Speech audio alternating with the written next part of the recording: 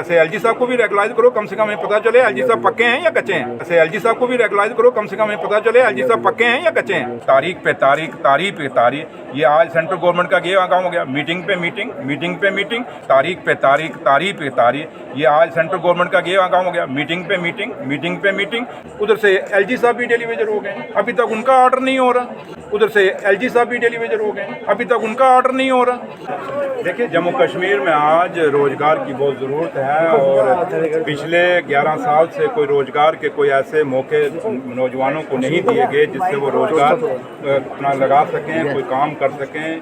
हम भी मानते हैं कि हर आदमी को जम्मू कश्मीर के अंदर सरकारी नौकरी नहीं मिल सकती, बट लोग अगर जिनको सरकारी नौकरी नहीं मिलेगी उनके लिए सरकार का फर्ज है कि कोई ऐसे हालात बनाने या कुछ ऐसी स्कीम्स लानी जिससे उन बेरोजगार बच्चों को रोजगार मिल सके। तो लिहाजा आज युवा मिशन का यहाँ जो ऐप है, क्योंकि मेरे लीडर और जम्मू कश्मीर के मुख्यमंत्री जनाब उमर अब्दुल्ला साहब ने चंद महीने पहले ये युवा मिशन का लॉन्च किया था और आज अब क्योंकि ये काम हमारा थोड़ा सा शुरू हुआ है, कुछ लोगों को हमने अथॉरिटी लेटर्स दिए हैं जिनके लिए युवा मिशन के तहत जो नए लोग अपना कोई यूनिट लगाना चाहते हैं, कोई बिजनेस शुरू करना चाहते हैं। और उसी सिलसिले में आज जम्मू के अंदर ये प्रोग्राम युवा मिशन का यहाँ रखा गया है। एक मेगा फेयर जॉब्स के लिए रखा गया और यहाँ बाहर कोई 60 कंपनियाँ जो हैं, वो इंडस्ट्रीज़ जो हैं वो आई हुई हैं और वो बच्चों से इंटरेक्ट कर रही हैं और बच्चों को उनकी इंडस्ट्रीज़ के अंदर जो भी कोई ज़रूरत है उन इंडस्ट्रीज़ को बच्चों को वो बता रहे हैं। और उसकी सैलरी के लिए भी मैंने कईयों को पूछा सैलरी क्या है इनकी और इन बच्चों के जॉब की सिक्योरिटी का है। काफ़ी सारी चीज़ें मैंने पूछी हैं और मैंने डायरेक्टर साहब भी उनको भी कहा है कि ये चीज़ पे हमने वॉच भी रखनी है कि जो ये वादा ये कंपनियाँ जो इंडस्ट्रीज बाहर बैठी हैं इन बच्चों को लगाने के लिए, ये जो आज मेगा जॉब फेयर है उसके लिए, कल ये ना हो यहाँ ये बात करें कि हम लगाएंगे, कल इन बच्चों को लगाएं ना। ये एक ड्रामा नहीं होना चाहिए, हकीकत होनी चाहिए।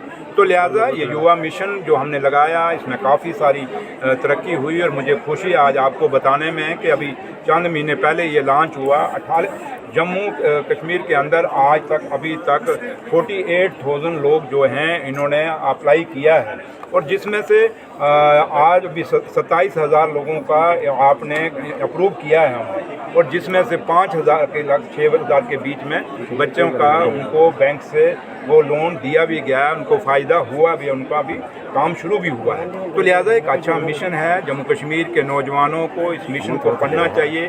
जो आज जो ऐप पोर्टल जो मैंने लॉन्च किया है इसके तहत एक सिंगल क्लिक पे आपको पूरी इंफॉर्मेशन मिल जाएगी और इसका आप फ़ायदा उठाएं उस पोर्टल से भी। और दूसरा मैंने अपने ऑफिसरान को कह दिया है, डिस्ट्रिक्ट ऑफिसर या हमारे स्टेट ऑफिसर हैं कि आप school, colleges, universities, polytechnic, ITI, even के प्राइवेट स्कूल कॉलेज जो भी हैं हर जगह आप लोग जाइए और लोगों बच्चों को गाइड करिए, इस युवा मिशन का मकसद बताइए। तो उम्मीद करते हैं कि इसका अच्छा रिजल्ट आएगा और ओवरऑल जम्मू कश्मीर के बच्चों को इस युवा मिशन से फ़ायदा होगा। और इसमें आप जो पत्रकार लोग हैं मैं आपसे भी रिक्वेस्ट करूंगा कि इस युवा मिशन का पूरा पंपलेट ले के मेरे डिपार्टमेंट से आप अपने अपने चैनल में चलाइए, क्योंकि ये बड़ा भले का काम है। गरीबों के बच्चों को ज़्यादा फ़ायदा होगा।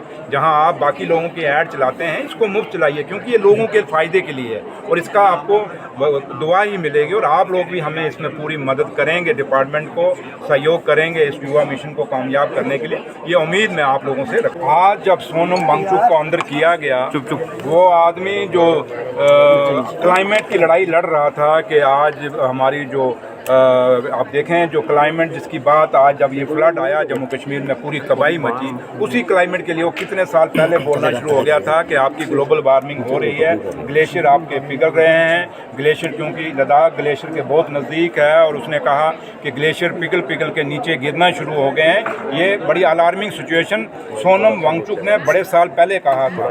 और दूसरी बात कि आप जब लद्दाख के लोगों को आज इतने साल हो गए, जब जम्मू 2019 से लेके आज तक 2025 तक जैसे आपने जम्मू कश्मीर को लारा लगाया हुआ है, ये लारों लपों से सरकारें नहीं चलती। आपने अगर एक वादा किया था वहाँ के लोगों को, जो भी वादा किया था वो आपको पता होगा, दिल्ली की सरकार को पता होगा कि उन्होंने क्या वादा किया था लद्दाख के और करगिल के लोगों को, और जो वादा आपने किया था आज तक वो पूरा क्यों नहीं किया। अगर आपने उनको एक अश्योरेंस दिया था वो अश्योरेंस फुलफिल क्यों नहीं किया। सेम सिचुएशन जम्मू कश्मीर की है कि हिंदुस्तान की पार्लियामेंट में से जो हिंदुस्तान हिंदुस्तान के प्रधानमंत्री साहब ने और हिंदुस्तान के होम मिनिस्टर साहब ने वहाँ पे कहा था कि डिलिमिटेशन पहले कराएंगे, डिलिमिटेशन के बाद जम्मू कश्मीर में इलेक्शन कराएंगे और इलेक्शन जैसे हो जाएगा हम स्टेट का दर्जा देंगे। आज 1 साल होने वाला है सरकार को बने हुए, अभी तक स्टेट का दर्जा नहीं दिया। ये क्या है? आप कब तक लोगों को दबा के रखेंगे, कब तक लोगों को जेलों में डालेंगे? क्या सोचते हैं कि सोनम वांगचुक को जेल में डालने से क्या वो लद्दाख की बात खत्म हो जाएगी? हम नहीं कहते कि लद्दाख के लोगों ने जो वहाँ कानून को अपने हाथ में लिया वो गलत बात है, वो नहीं लेना चाहिए था, लेकिन एक अनरेस्ट तो उन लोगों में था, एक गुस्सा तो उन लोगों में था। इस गुस्से को ख़त्म करने की जरूरत थी। जब देश की आज़ादी 1947 में पाई गई अंग्रेज़ों से, क्यों लोग लड़े, क्यों लोगों ने कुर्बानियाँ दी थी? इस हिंदुस्तान की पार्लियामेंट को बनाने के लिए क्यों अपनी जानें कुर्बान? भगत सिंह, राजगुरु, सुखदेव जैसे नौजवानों ने 23 साल उम्र में अपनी जानें कुर्बान कर दी। किस लिए की थी? उनको एक गुस्सा था अंग्रेज़ों के खिलाफ कि भाई हमारे काम नहीं हो रहे, हमारी सुनवाई नहीं हो रही। तो इसलिए मैं आपसे ये कहूँगा कि आज हिंदुस्तान की सरकार का बहुत बड़ा फर्ज है कि देश में, क्योंकि सबसे बड़ी बात है कि हमारा जम्मू कश्मीर का स्टेट के दर्जे के साथ साथ नौजवान रोजगार के लिए गांव-गांव भटक रहा है, शहर भटक रहा है, आपके दरवाज़ों तक भटक रहा है। और आप लोगों के चैनलों में भी वो लोग आते हैं, वो कहते हैं जी हमें छोटा मोटा कोई हम पिए नहीं रख लो, तो लेकिन आप लोग भी कहाँ से रखोगे? इसलिए आज आप देखें तो कोविड के बाद जो प्राइवेट बिजनेस है, चाहे मॉल थे, चाहे वो दुकानें थी, चाहे वो इंडस्ट्री थी, हर जगह मुलाजिम की कटेलमेंट हुई है।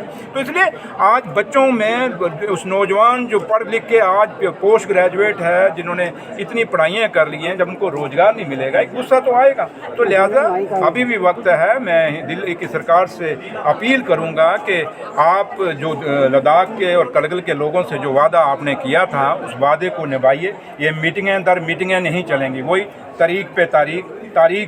वो एक पिक्चर आई थी, उस पिक्चर में एक डायलॉग था, तारीख पे तारीख।